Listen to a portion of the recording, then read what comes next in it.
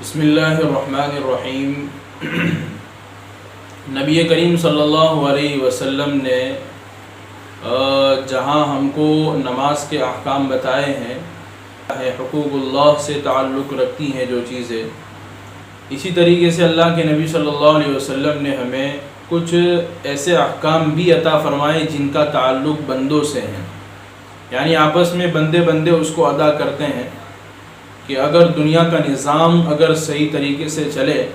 تو اس کے لیے ضروری ہے کہ آپس کے حقوق کو اچھی طریقے سے ادا کیا جائے۔ تو حقوق العباد کے اندر اللہ تبارک و تعالی نے قرآن کریم میں بھی اس کی ترغیب دی ہے، اور نبی کریم صلی اللہ علیہ وسلم نے بھی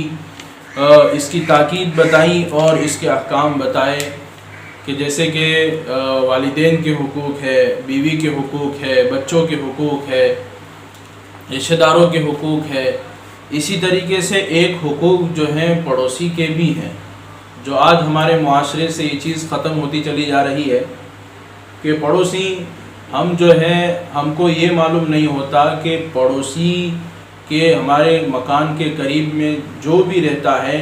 ہمیں اس کا نام تک معلوم نہیں ہوتا، اس کے ساتھ اچھے برتاؤ کا تو معاملہ نمبر 2 پر ہے، لیکن ہمیں یہ معلوم نہیں رہتا کہ ہمارے پڑوس میں رہتا کون ہے۔ اسی لیے اللہ کے نبی صلی اللہ علیہ وسلم نے پڑوسی کے کچھ حقوق بتائے ہیں۔ میں آپ کے سامنے ایک حدیث پڑھتا ہوں۔ حدیث حضرت عبداللہ ابن عمر اور حضرت عائشہ رضی اللہ تعالی عنہ کی ہیں۔ یہ دونوں حضرات فرماتے ہیں کہ رسول کریم صلی اللہ علیہ وسلم نے ارشاد فرمایا، ما زال جبرائیل یوصینی بالجاری حتی ظننت انہ سیورثہ، کہ اللہ کے نبی صلی اللہ علیہ وسلم ارشاد فرماتے ہیں کہ جبرائیل علیہ السلام مجھے پڑوسیوں کے بارے میں اتنا بتایا اور اتنے حکم دیے پڑوسیوں کے بارے میں اور اتنی تاکید فرمائی کہ حتی ظننت انہ سیورثہ، یہاں تک کہ میں نے گمان کر لیا، اللہ کے نبی فرماتے ہیں کہ میں نے خیال کر لیا، میں نے گمان کر لیا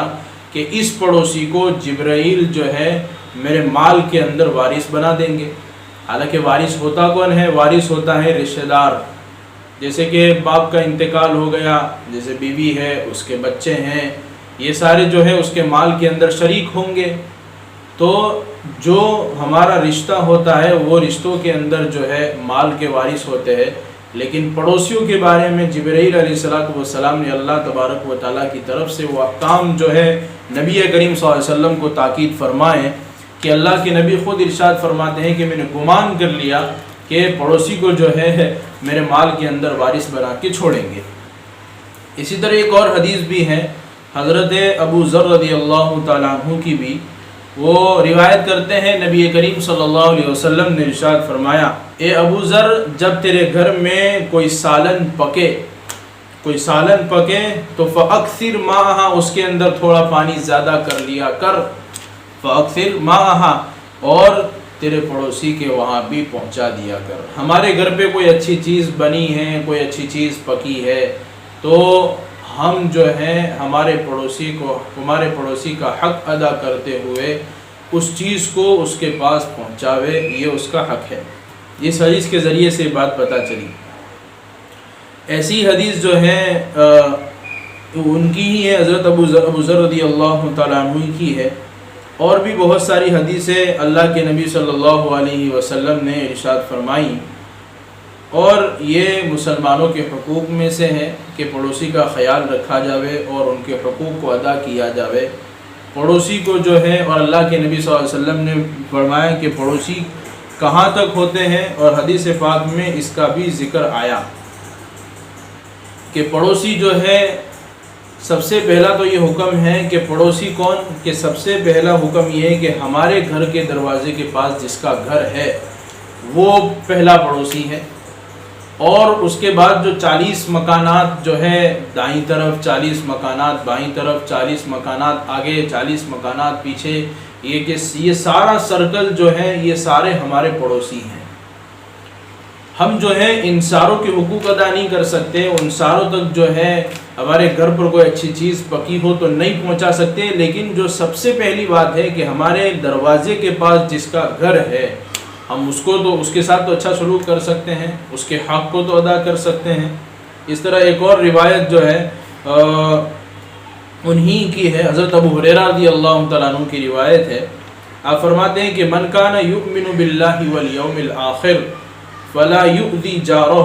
ومن کان یؤمن باللہ والیوم الآخر فلیکرم ضیفہ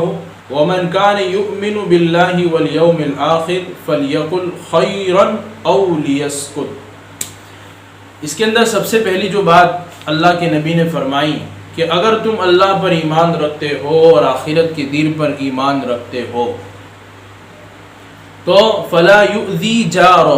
اپنے پڑوسی کو تکلیف مت پہنچاؤ، اپنے پڑوسی کو کیا مت پہنچاؤ؟ تکلیف مت پہنچاؤ۔ اور تکلیف کے مقابلے میں کیا چیز آتی ہے؟ تکلیف کے مقابلے میں آتی ہے خیر خواہی۔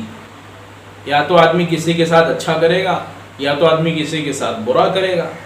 تو اللہ کے نبی نے فرمایا کہ پڑوسی کے ساتھ تم برا مت کرو، بلکہ اس کے بالمقابل جو چیز اچھی ہے اس کے ساتھ اچھا معاملہ کرو، برائی کے ساتھ اس کے ساتھ پیش نہ ہو۔ اور اللہ کے نبی نے اس کو اللہ پر ایمان اور آخرت پر ایمان کے ساتھ جوائن کر دیا کہ جس کا آخرت پر ایمان ہوگا، اللہ کی ذات پر ایمان ہوگا، وہ اپنے پڑوسی کو کبھی بھی تکلیف نہیں پہنچا سکتا ہے۔ اسی لیے اس کا خیال کیا جاوے۔ یہ اللہ کے نبی کی حدیث ہیں، اور اللہ کے نبی صلی اللہ علیہ وسلم کی دوسری بھی مختلف احادیث میں پڑوسی کے بارے میں بڑے عجیب عجیب حقوق بیان کیے ہیں کہ ان کا خیال رکھا جاوے، ان کی خیر خیریت لی جاوے۔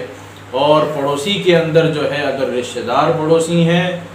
تو پھر اس کے حق بڑھ جاتے ہیں، 3 جو ہے اس کے ساتھ حق بن جاتے ہیں۔ اس لیے اس کا اہتمام کیا جاوے۔ اللہ ہم سب کو جو ہے عمل کرنے کی توفیق عطا فرمائے۔